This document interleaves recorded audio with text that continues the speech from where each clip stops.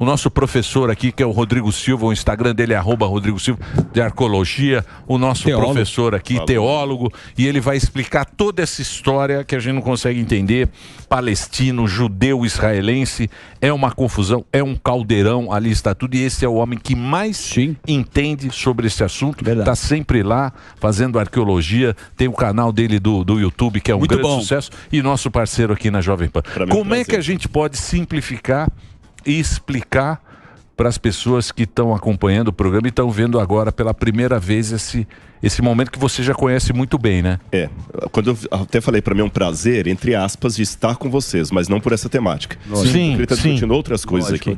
Mas resumindo assim, o que eu percebo é que as pessoas hoje estão ouvindo palestino, israelense, judeu, como se fosse um idioma que eles sabem um pouquinho, só um pouquinho, um básico, e ver duas pessoas conversando, ele entende uma palavra solta aqui, outra ali, mas ele não consegue entender o todo. Então eu vou tentar dar algumas nomenclaturas aqui. Em primeiro lugar, Abraão foi o pai de toda a nação hebraica. Tá bom? E Abraão foi apelidado de Hebreu. E de onde vem esse nome Hebreu? Tem duas possibilidades. Um é que o ancestral dele se chamava Eber, a outra é que Ivri significa aquele que veio da outra margem do rio. Como Abraão chegou na terra de Canaã, o pessoal deu um apelido. Igual fala assim, esse aí é o Chico Mineiro, é o Zé Baiano. Menino do Rio. Esse aí é o Ivri, que veio do outro lado do rio, porque ele veio da Mesopotâmia. Sim. Então, a partir desse apelido ao clã dele, os filhos de Ivri eram hebreus. Tá bom? Então, daí vem o nome hebreu. Esse nome foi usado, os hebreus. Aí vem Jacó, que era neto de Abraão. Perfeito. Teve 12 filhos. E Jacó, numa luta espiritual, teve o nome dele não necessariamente mudado, mas acrescentado para Israel. Porque Yaakov significa aquele que vai no calcanhar do outro. Só que você sabe que alguns nomes, depois de um tempo, eles sofrem semântica e mudam o sentido. Por exemplo, Judas é um nome lindo. Judas significa louvor.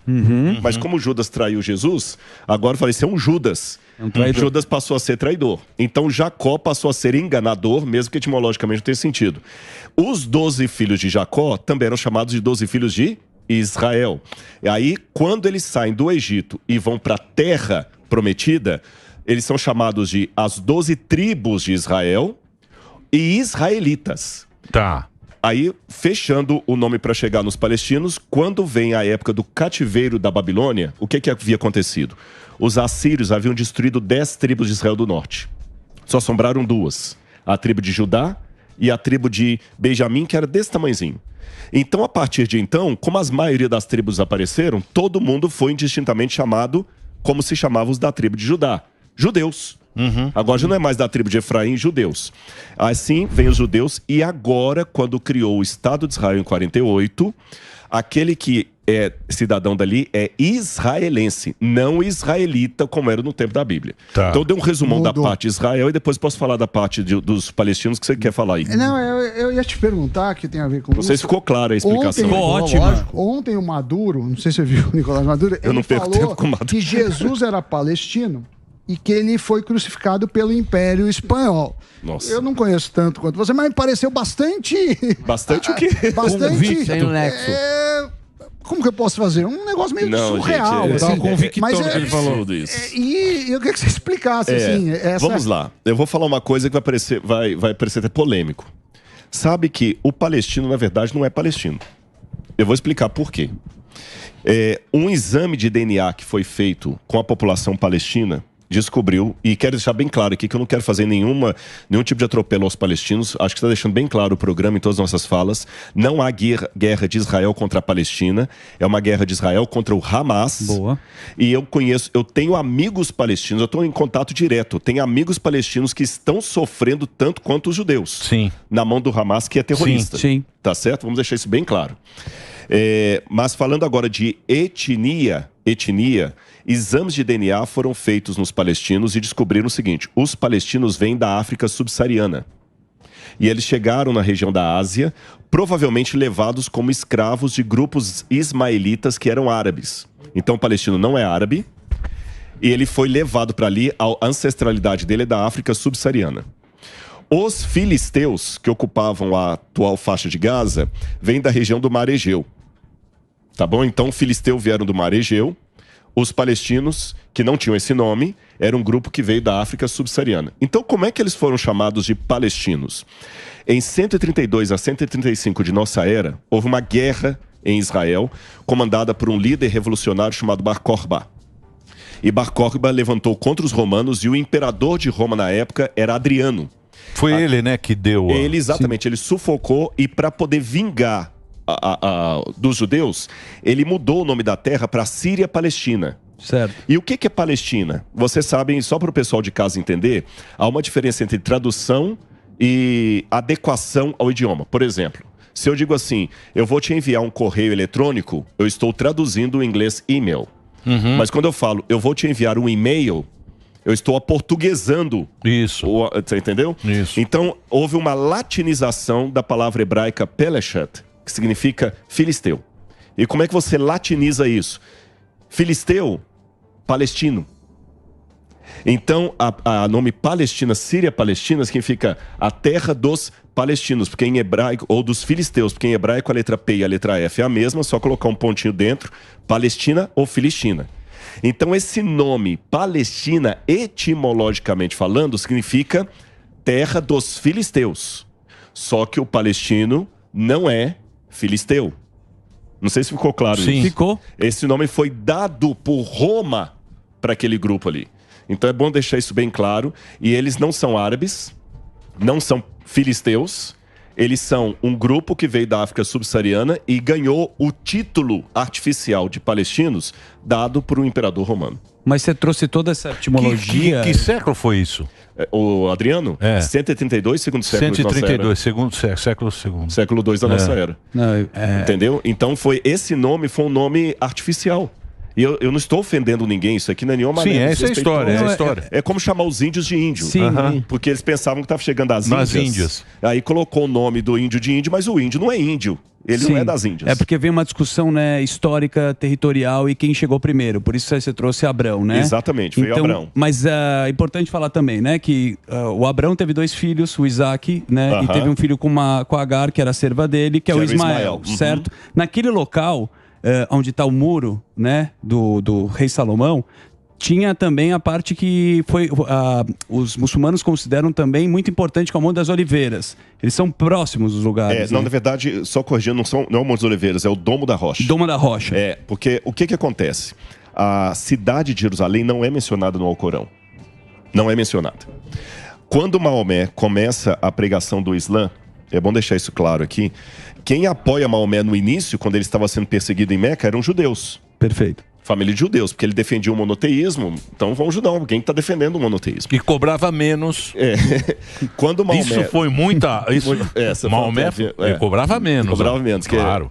Quando Maomé foge de Meca para Medina, tem uma tradição islâmica que nessa viagem dele à Égira, que ele sai de Meca para Medina, a Burak, que era a mula de Maomé, é transportada pelo anjo Gabriel até a cidade de Jerusalém. Isso. Ali ele se encontra com 3 personagens. Issa, que é Jesus em árabe, Musa, que é Moisés, e Ibrahim, que é Abraão. E aí ele recebe as orações do Alcorão, do muçulmano, ele sobe até o paraíso e volta.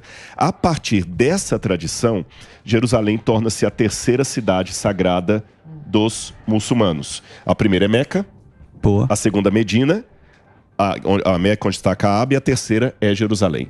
Só que os muçulmanos só vão tomar conta de Jerusalém em 690, quando chegam ali as primeiras milícias muçulmanas, e a gente não sabe ao certo em que momento os palestinos se convertem ao islamismo. Alguns historiadores pensam que eles se converteram perto da primeira cruzada, eu já estou no século XII. Certo. Aí, quando os muçulmanos dominaram Jerusalém em 690, no ano 691, 692 de nossa era, eles construíram o Domo da Rocha, que é aquela cúpula dourada, para demarcar o lugar onde Maomé vai assunto ao céu, e a mesquita de Al-Aqsa. Al-Aqsa significa na esquina ou à distância, para demarcar isso. O erro é chamar de mesquita de Omar, não é mesquita nem é de Omar.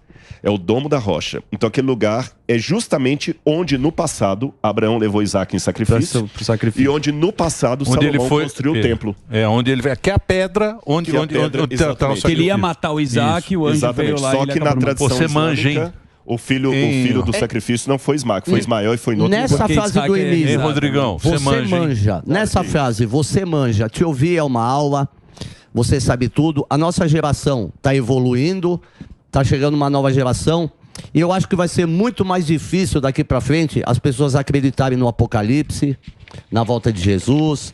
Eu queria saber a sua opinião. A gente está vivendo tudo isso. São sinais? Vai ser mais difícil acreditar nesses sinais daqui para frente? Eu vou responder com uma palavra de um judeu, Yeshua, Jesus, que ele falava o seguinte: quando vier o Filho do Homem, porventura achará fé na terra? A pergunta é retórica. E os sinais da volta dele, eu até acho que foi aqui que eu até falei isso. Ele fala de guerras, terremotos, eu falei, isso ainda não é o fim. Mas ele dá uma pista muito interessante, que Jesus dialogava com o rabinismo da sua época. Isso é interessante, que o pior erro do cristianismo foi esconder que Jesus era judeu. E na Idade Média, toda aquela perseguição, depois na Idade Moderna com a Inquisição Espanhola, Jesus dialogava com o judaísmo da época. E no judaísmo da época, nós temos isso preservado na tradição oral do Talmud. Embora o Talmud seja composto após Jesus, as tradições do Talmud são da época de Jesus. Você tem a escola de Shammai, Hillel, que são até anteriores a Jesus. É nesse sentido. E nessa tradição judaica dizia o seguinte: antes que o Messias venha, haverá dores de parto de uma mulher. Isso. Porque naquela época havia muito problema de mulher que morria quando dava à luz a criança nascia. Então, quando a mulher estava grávida para ganhar o bebê, era um misto de alegria e de angústia, porque ela pode morrer. Agora, quem é pai aqui, já acompanhou o nascimento de um bebê, sabe que a mulher, quando ela começa as contrações, o bebê pode nascer em 2 horas ou 18 horas depois. Então, Jesus falou que esses sinais que você falou seriam o princípio das dores, e no grego é as dores de parto. Tá certo? Então nós estamos vendo agora, nesse momento, mais uma contração profética desse mundo. Essa criança pode nascer agora ou daqui a 18 horas. Mas eu sei de uma coisa. A minha esposa, não temos filho ainda, mas o dia que ela engravidar, eu não vou esperar dar as 18 horas para ver. Ou na primeira contração, eu já vou correr para o hospital. Então, eu não sei quanto tempo ela vai demorar da primeira contração até o nascimento da criança. Mas é interpretativo. A dor do parto não pode ser crianças sendo mortas com barbárie pelos terroristas e tal. Não é um pouco essa dor do parto? Porque, queira ou não queira, aquele filho veio de um parto. Não é um pouco interpretativo? Não, aí não é pelo seguinte, porque eu estou pegando a interpretação que eles davam na época. Tá certo? Se eu pegar uma de hoje e colocar lá, pode ser anacronismo. Mas você não está falando bobagem, porque Jesus falou... ai das que estiverem grávidas, né? E chorem por Raquel chorando seus filhos e não há quem a console. E eu vou dizer mais. O que eu falo aqui, eu falo com muito cuidado e muito respeito pelas vítimas. E vocês sabem que eu tenho esse respeito. Sabe como é que se diz em hebraico martírio? Kiddush Hashem. Kiddush Hashem, traduzindo ao pé da letra, é santificar o nome. Que nome? O nome do Rodrigo? O nome do Emílio? Não, o nome de Deus. Eu não digo que Deus quis essas mortes, mas uma vez que elas aconteceram, eu faço uma homenagem póstuma aos mártires que precisaram morrer para mostrar para o mundo que o Hamas é terrorista. Talvez é o que precisava para a ONU repensar, porque pela ONU o Hamas não é terrorismo. Porque o que acontece... Precisou alguém morrer para mostrar o que eles são. Demorou pra turma. Demorou. Então são mártires. Mas o que acontece, viu, Rodrigo, que a gente vê com esse negócio da ciência, o homem sabe mais, o homem sabe tudo, a gente perdeu a ligação que a gente tinha com... Perdeu muito, principalmente o mundo ocidental. Né? Por isso que a gente tá nessa enrascada, eu acho. Sim, não, o C.S. Lewis dizia que muitas tragédias que acontecem no mundo são um megafone de Deus gritando para uma população ensurdecida. Porque, convenhamos, é trágico, é terrível. Lógico. Mas se não tivesse acontecendo isso, a vida da gente ia ser só piada.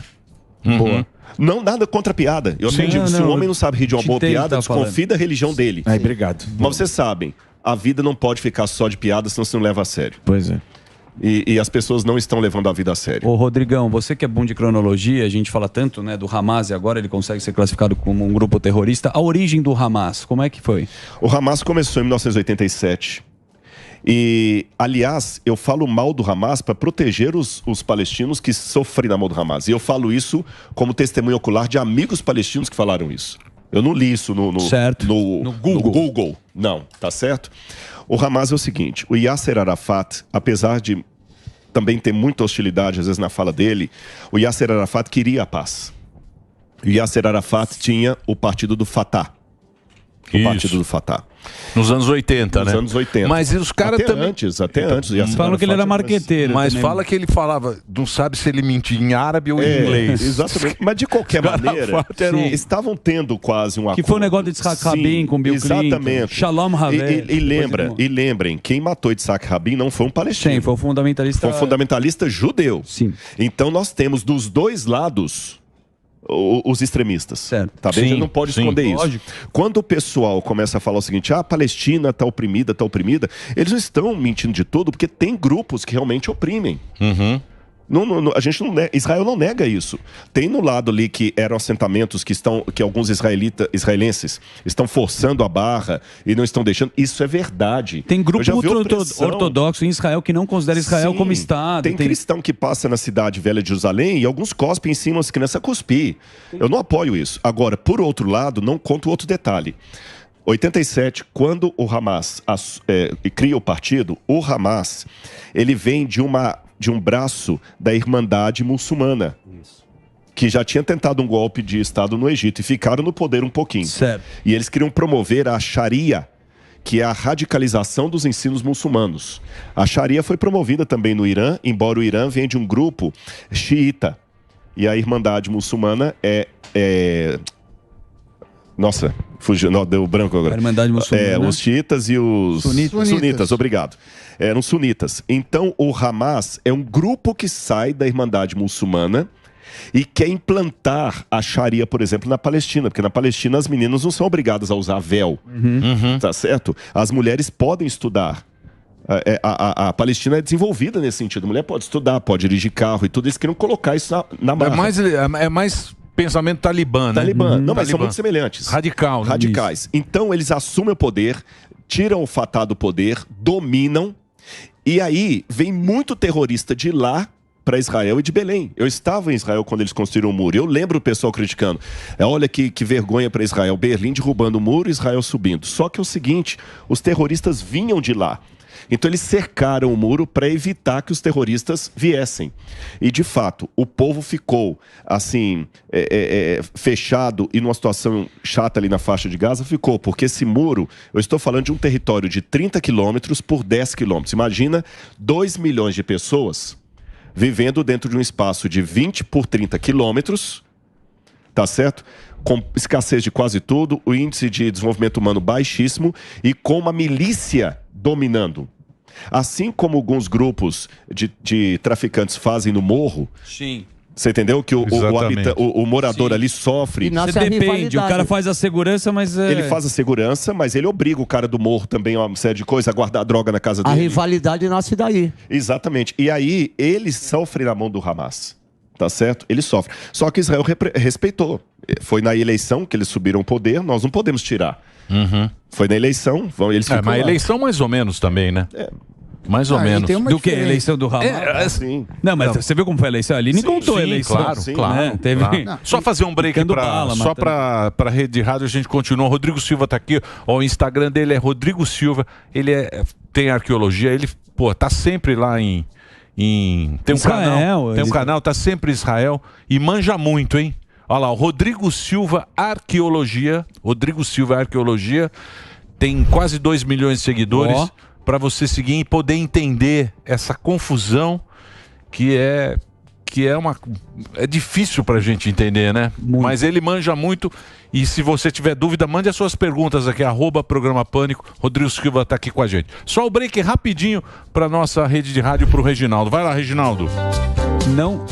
Não nessa dimensão dessa guerra, mas você teve em Israel, acredito eu vi uma entrevista sua com a Aline, que aconteceu, foi em 2006, o que aconteceu? Em 2006 eu estive lá, na verdade era para eu estar em Israel agora, porque a gente tinha um documentário para gravar lá. Certo. Eu ia com a equipe da TV Novo Tempo e não fui por causa da... Lembra do museu que eu sempre falo? Sim. Como a inauguração está chegando, eu não podia sair do Brasil. Perfeito. Eu tinha que ficar aqui para a inauguração. Então eu pedi à TV para eu não ir, para ir outro.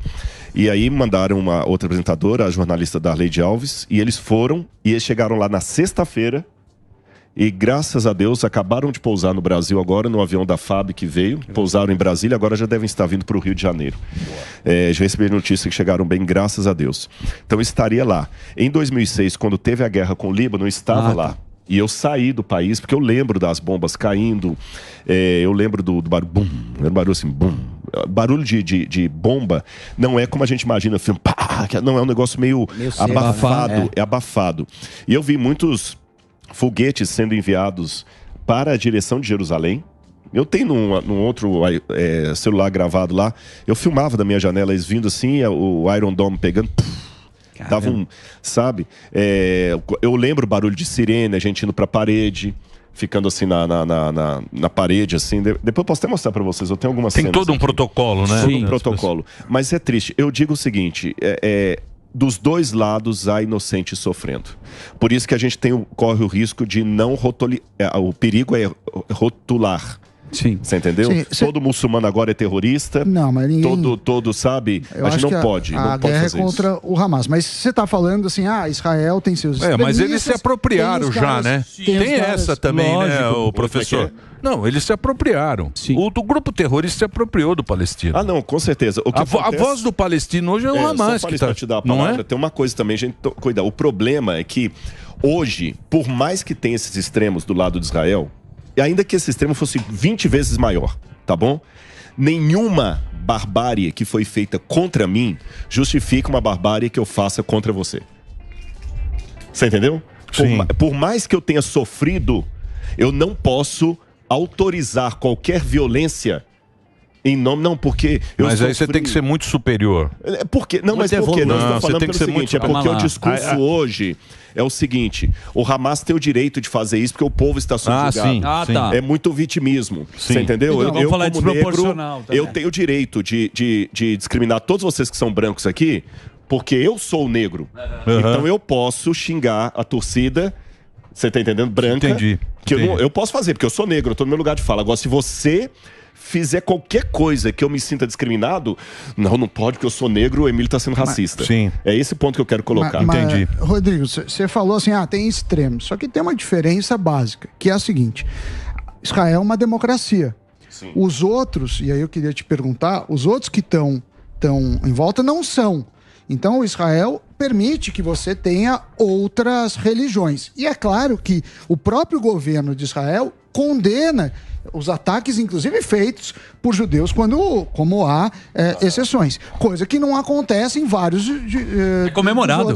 Dos outros países. Então, quer dizer, tá bom, tem fundamentalista de todo canto. Só que aqui o cara é preso, em Israel o cara é preso e vai pra cadeia. No outro, o cara é elogiado. Então, quer dizer, eu queria que você falasse um pouco do papel do Estado de Israel e como é o papel do Estado dos vizinhos. E agora também, o Morgado até falou, eu confirmei aqui, 15 drones e 20 caras de paraquedas, né? Paraglider. Que estão atacando para o Líbano. E a defesa americana, o Departamento de Defesa, pediu na Embaixada de Beirute para os americanos saírem imediatamente do Líbano. Então a guerra está, infelizmente, escalando. Tá entrando.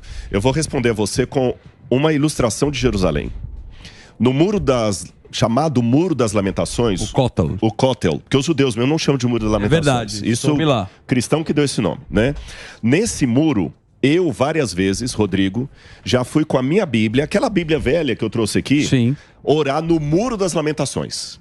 E eu já tive situação de estar orando no Muro das Lamentações, com a minha Bíblia debaixo do braço, um padre com um baita de um crucifixo do meu lado e um judeu ortodoxo orando, todo mundo ali junto. Sem problema. A única coisa que me pedem ali, ou com qualquer um, é colocar um kippah ou um boné, uma coisa por respeito.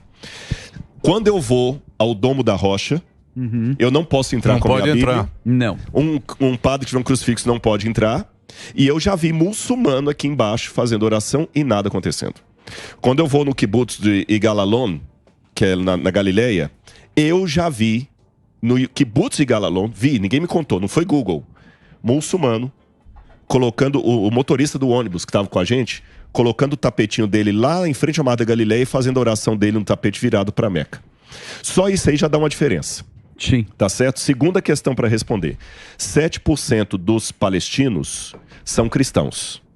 O Hamas não quer criar uma liberdade para os palestinos. Ele quer fazer uma teocracia muçulmana ali, que também não vai para frente, porque se, hipoteticamente, eles conseguissem, o Irã ia agora ser contra eles, porque xiitas e sunitas brigam quem que está cumprindo a vontade de Alá maior. Eles começam a brigar. Você vê que eles jogam... Que é a treta que eles têm. Foguete na própria mesquita deles. Exatamente. Entendeu? Então, respondendo sua pergunta, de fato, não é 6 e meia dúzia.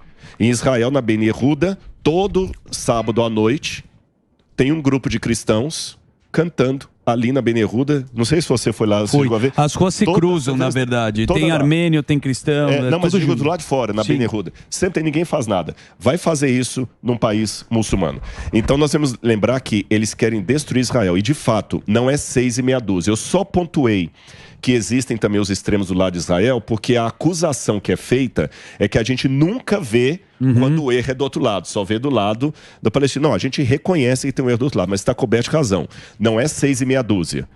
É apenas o reconhecimento que há extremistas dos dois lados, mas do lado da ditadura é muito pior. Não, do lado de Israel, o cara se fizer isso vai preso. Deixa eu chamar o Mota. Mota, o Mota tá com a gente também. Boa. Obrigado, viu, Mota? Mota aí, pô, dando essa Mota, categoria ao nosso programa.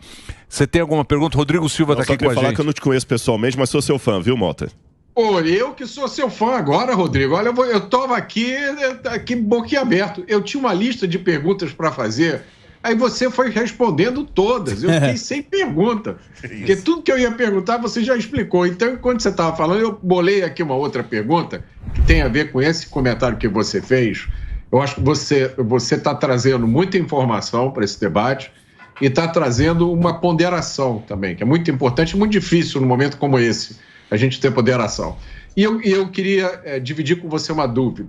Queria ver se você coloca uma luz nessa questão. Nos últimos dias, a gente viu movimentos radicais do mundo inteiro, na Europa, nos Estados Unidos, aqui no Brasil, se manifestando em apoio ao Hamas, manifestando em apoio não só a atos completamente bárbaros, mas que foram cometidos em nome de uma visão de mundo fundamentalista.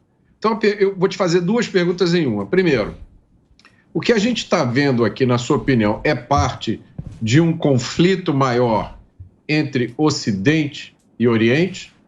E a segunda pergunta, como é que o Ocidente vai conseguir lidar com fundamentalismo islâmico? Olha, são perguntas muito delicadas. Eu vou falar algo aqui, tendo o cuidado de não criar uma histeria coletiva. Mas vocês sabem que há especialistas em questão bélica que temem que esse ataque do Hamas seja um novo Pearl Harbor. E que nós possamos estar na iminência de uma terceira guerra mundial. Eu não tenho dúvida disso. Não é sensacionalismo, eu torço para... Você tem alguma dúvida disso? Sabe? Por quê? Porque se o Irã entra com força na jogada, Sim. e China e Rússia se posicionam e Estados Unidos de um outro, nós temos... eu não estou falando que vai acontecer, mas nós temos a receita, os ingredientes estão prontos. Isso, só falta tá certo? Tem até um livro que agora me fugiu o nome aqui, que fala justamente dessa questão do Ocidente com o Oriente. Porque o Oriente ainda é mais conservador em termos religiosos, de família, de princípios, de moralidade. O Ocidente é mais liberal. Então, o fundamentalismo do Oriente quer extirpar a cultura ocidental. Eles acham um absurdo. Porque ela é o câncer do mundo. Eles acham um absurdo. E o Ocidente vai se defender. Então, nós temos esse risco aí. Com relação ao Hamas, Mota, me chama a atenção, quando você falou, há grupos que agora estão querendo legitimar o Hamas. Sabe, o gênio da história não é aquele que decora datas e fatos. É aquele que consegue interpretar a história enquanto ela está em curso. Uau. Porque hoje é muito fácil ouvir aqui, por exemplo, e detonar com Adolf Hitler, detonar com o nazismo, porque está 70 e tantos anos atrás, é ponto pacífico. Mas, nos anos 40, eu tenho em casa alguns documentos históricos de pessoas que nos anos 40, 50 ainda defendiam o nazismo. Então, será que nós vamos esperar passar mais 70 anos para o pessoal reconhecer que o Hamas realmente é igual ao nazismo, só que uma proporção menor? Então, hoje, muita gente está defendendo o nazismo, no passado, perdão, o Hamas, no passado defendiam o nazismo.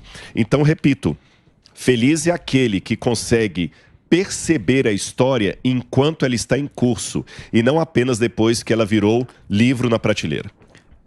Sabe? E hoje o que está faltando talvez nos estudos, no ensino para as crianças, não é apenas estudar história, é interpretar a história.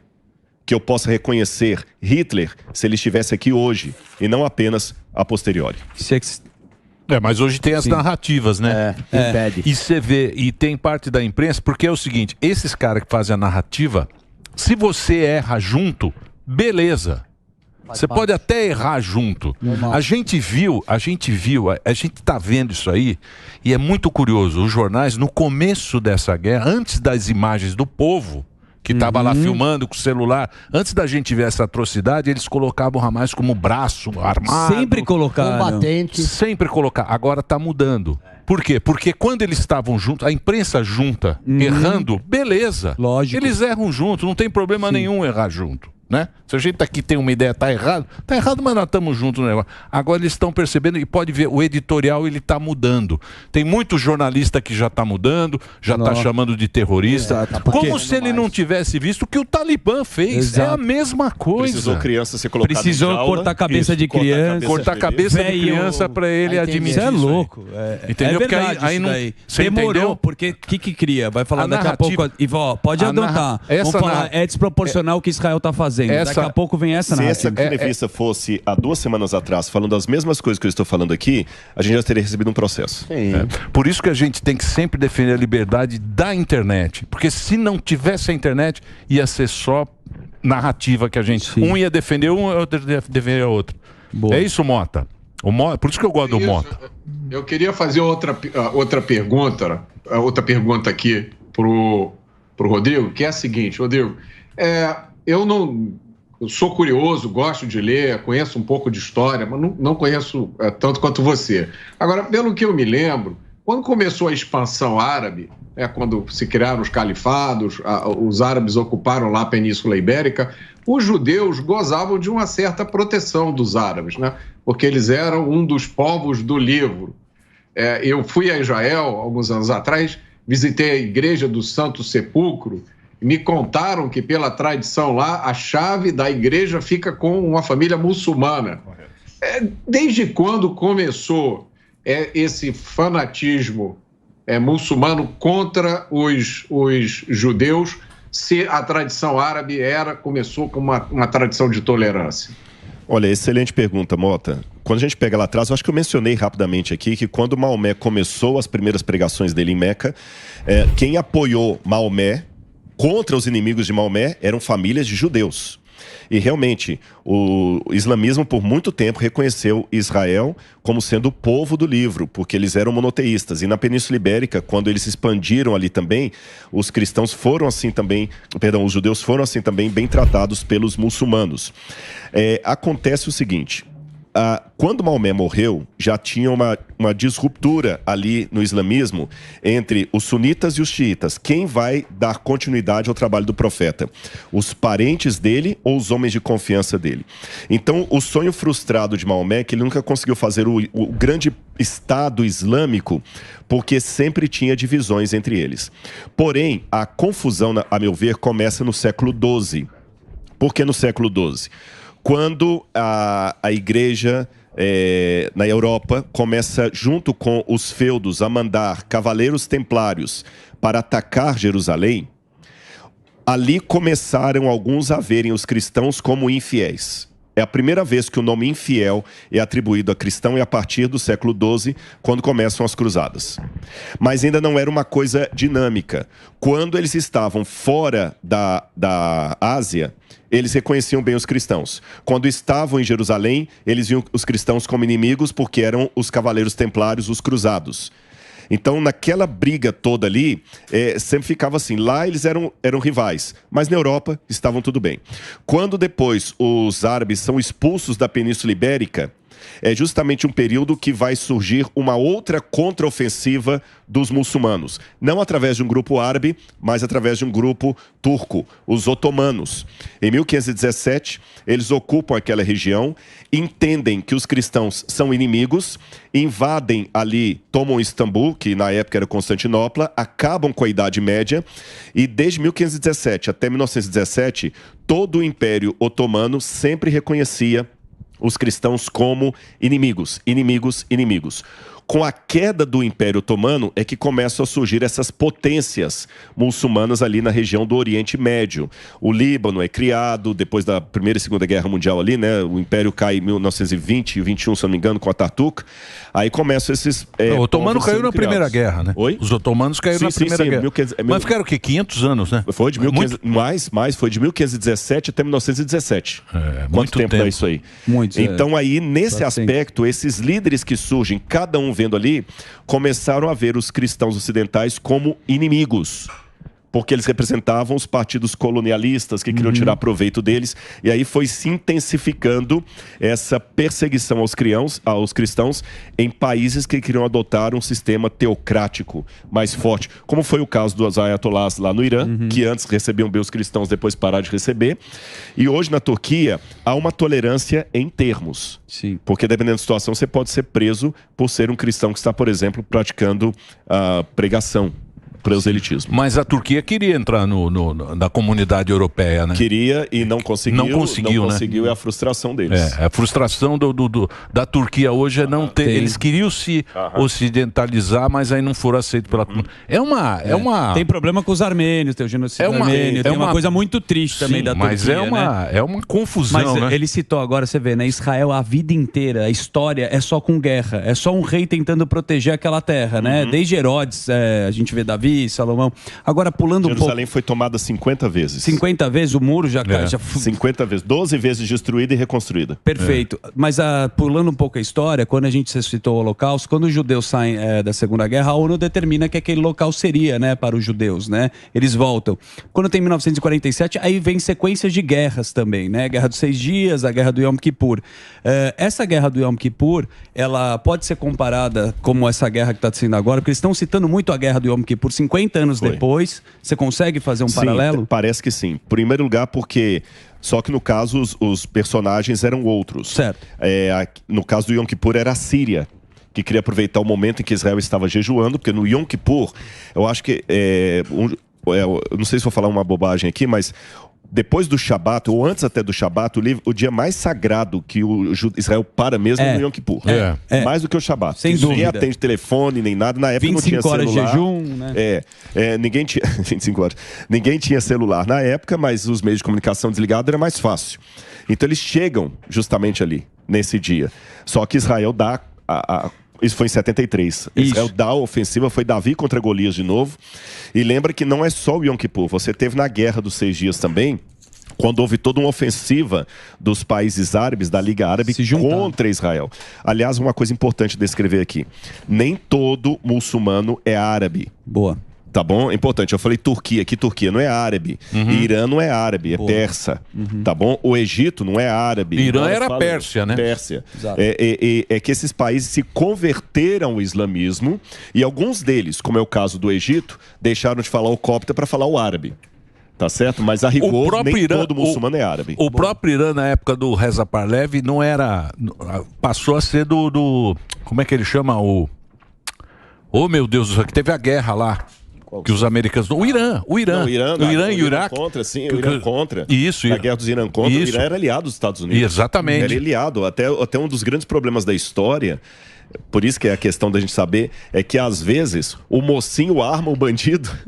Exato, como aconteceu com o Bin Laden. E depois é brigar com o bandido. Bem parecido, né? Isso. Rodrigo, o Iraque é uma região... Iraque e Irã são inimigos até hoje, porque o Iraque era sunita Irã e Arábia Saudita, né? Também.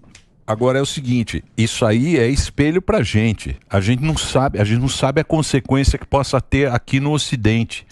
Isso que está acontecendo já em Israel. Está tendo, né? O problema do petróleo, porque hoje o mundo está, a bolsa de valores já sofre, ou seja, já estão havendo consequências, né? É que a gente não percebe, a gente vai sair daqui, vai almoçar. A turma aqui no chat aqui tá tudo brincando, viu? Tá tudo, a turma tá brincando, porque não bateu na porta e confirmando o Morgado, o Luiz Kremer, que esteve aqui com a gente, o Chicão, falou que o Hezbollah com drones agora tem sirene, população nos bunkers, agora neste momento. Foi o que eu falei. Né? Então, confirmando o Morgado. Acho que é bom explicar o que eu ainda não confirmo se o exército americano, de fato, a embaixada americana está pedindo para eles saírem imediatamente do Líbano. Isso, se alguém puder confirmar. Então, mas você acha que o Líbano já desconfirmou? Você acha que o Líbano tem interesse? Não, não tem interesse. É bom explicar o que é o Hezbollah, porque o que acontece? Nessas guerras da 67, quando tomou Jerusalém, quando ocupou a Península do Sinai, Israel avançou um pouco nas fronteiras para poder se proteger. E entrou no Líbano, as tropas israelenses chegaram aí até perto de Beirute. Porque, gente, estava todo mundo querendo destruir Israel. Lembrem que... 6 dias, né? Exatamente. Foi em 60, 6 dias. 67. Israel não tinha o poder militar de hoje. Foi uma vitória assim que ninguém esperava. Agora, o que acontece? Israel é a minoria ali, porque é o único país judeu do mundo. Você tem vários países muçulmanos, igual eu falei aqui. Mesmo que não sejam árabes, são muçulmanos. Israel é um país só. Certo. E eles querem varrer Israel dali. Eles não querem só criar um país para os palestinos. Na verdade, muito árabe não está nem aí para os palestinos. Eles querem destruir Israel. É isso que eu quero entrar. Você citou... Pera aí, eu tenho que fazer um break agora. Um break pro Reginaldo? É só pro Reginaldo. Papai. Só pra você, viu, papai? Papai do ano aí. Parabéns aí, Reginaldo. Reginaldo vai ser papai, ó. Aí, depois de velho, ó. Isso. Ele trabalhando, hein? Papai cima do cavalo na charrete. Trabalhando no cavalo. Faz o breakzinho aí, Reginaldo. Manda bala. Talvez não seja o uso da palavra, não entre mesmo, mas você vai entender. Você citou, Israel foi invadida 50 vezes, teve que se reerguer sozinha, e sempre ela contra ela com ela mesma e tal. O que falta para o mundo? Tipo, essa que não existe a palavra, para ser o xodózinho do mundo. Sabe aquele nosso segundo país, o país do coração, de tanto que já tudo que passou. O que falta para o mundo entender o que Israel passa e começar a estender mais as mãos, já que eles estendem as mãos para a gente a qualquer momento que precisar? Olha, Brumadinho estavam aqui, né? Covid também. Eu ia dar um exemplo parecido com esse. Covid também. Falta ao mundo solidariedade, amor, filosofia da história, como eu falei. O pessoal estuda a história depois que vira livro. É igual eu falei, hoje é fácil detonar com o nazismo. O negócio é se posicionar contra o nazismo enquanto o Hitler está vivo lá, dominando. Isso. Hoje é fácil criticar a suástica, né? Então, o pessoal tem que ter mais inteligência emocional, espiritual até, eu diria. E nesse aspecto, olha qual que é o problema de, às vezes, a gente usar a nossa raiva como vingança. Nessa questão de Israel se proteger, que chegou até ali, quem enfrentou... Lembra que eu falei da guerra de 6 dias e tudo? Quem enfrentou Israel foi o Hezbollah, que é um partido do Líbano. E o Hezbollah se concentra no sul do Líbano. Quando eu estive no Líbano, é interessante que lá nos mapas do Líbano, eles não chamam Israel de Israel. Ah, é? Israel, no mapa, se você for uma banca de jornal, eu fiz isso lá em Beirute, e comprar um mapa numa banca de jornal, vai mostrar assim, Palestina invadida. Ou Palestina ocupada. Não é o nome Israel. Então, muitos libaneses não querem a guerra, eles não querem. A maioria dos... Gente, o libanês, eu não estou aqui para falar politicamente correto, não. O Líbano tem uma comida maravilhosa, um povo maravilhoso. Eu fui ultra mega power bem tratado no Líbano. Eu fui muito bem tratado no Líbano. Um pessoal pacífico que está lá sofrendo ainda por causa da explosão daquele porto. Sim, sabe? Foi recente. O povo sofrendo, mas um povo alegre, pacífico, um país limpo, apesar de tanto problema. Eu amei o Líbano. E muitos não concordam com o que eles chamam o partido. O partido, nem fala o nome. Uhum. Mas do Hezbollah, né? Do Hezbollah. Para outros, o Hezbollah é o que os protege contra Israel. Porque existe um outro problema também, que é quando você fica... O Emílio falou das narrativas. Uma criança que nasce com uma narrativa... Lógico. Você tá entendendo? Judeu não presta. Muçulmano não presta. Branco não presta. Sim. E aí eu tenho preocupação com as narrativas de hoje, Emílio. Você entendeu? Que muitos adolescentes estão criando assim... Todo branco é um estuprador. Opressor. É um opressor, não sei o quê. É a mesma coisa. Essas narrativas que constroem situações como essa. Então muitas crianças crescem falando assim... Israel é o eixo do mal. Eu vi numa cidade libanesa, dentro de uma mesquita, tipo um cofre que a gente coloca para colocar oferta na igreja. Sim. Né? Eles têm também um cofre. E no cofre tinha lá o símbolo de um míssil caindo em cima de Jerusalém. Então agora o Hezbollah oportunista, porque o problema não era com eles, já que a faixa de Gaza está mandando um míssil aqui, vamos jogar daqui também. E o mundo Israel. Não se preocupa, né? Você com entendeu? ninguém, né? A Síria não está mandando nada porque a Síria tá quebrada. Os refugiados sírios estão fugindo para o Líbano. Ou não fica quieta. A Jordânia tem relações diplomáticas com Israel. Então é complicado isso. Então eu me preocupo muito com as narrativas, porque você faz uma mentalidade... Mas para isso a gente precisa da honestidade, né? Da honestidade intelectual. Exatamente isso. E esse é que é o problema. Se perdeu. Esse é que é o problema. E a ONU também? Então. É porque hoje a honestidade intelectual ela pode te cobrar hoje uma situação muito delicada. Ter a coragem de se posicionar pelo que é correto, sabe? Medo de cancelamento. Valor moral. De viver. Exatamente. Rodrigo, medo de cancelamento. Medo de cancelamento. A pessoa tem medo. Seria a vida. Sabe, tem uma autora americana que eu aprecio muito, chamada Ellen White. E ela fala o seguinte: o mundo precisa de homens. Aí, como ela falava no século XIX, hoje eu traduziria por pessoas, né? Pessoas de valor que não temam ficar firmes pelo que é correto, ainda que caiam os céus. E isso que eu falo para vocês, olhando para você que está em casa, eu falo para mim mesmo, que Deus me dê a coragem, vinda de Deus, para ser fiel àquilo que eu acredito, mesmo que eu correr risco de liberdade ou de vida. É isso aí. Boa, Rodrigão. Rodrigão, obrigado, hein? Eu que agradeço. Você tinha que estar dando uma aula lá. Bicho. Parabéns aí, cara. Você tem que ir lá no Jornal Nacional dar uma aula dessa lá. Geopolítica pra turma aí. O Jornal Nacional tem audiência grande lá à noite, que está dando uma aula aqui, ó. Pessoal da Globo. E grátis. Pessoal da Globo é grátis. @Rodrigo Silva. Entra lá que ele vai aí dar uma aula. Ele responde a direct. Exatamente. Muito obrigado pelo papo aqui. Sigam as redes sociais do Rodrigo, nosso parceiro aqui da Jovem Pan. Rodrigo Silva, Arqueologia. Você entra lá e ele tem um trabalho muito bacana. Ele é teólogo, professor e curador. E tem um museu dele que vai inaugurar aqui.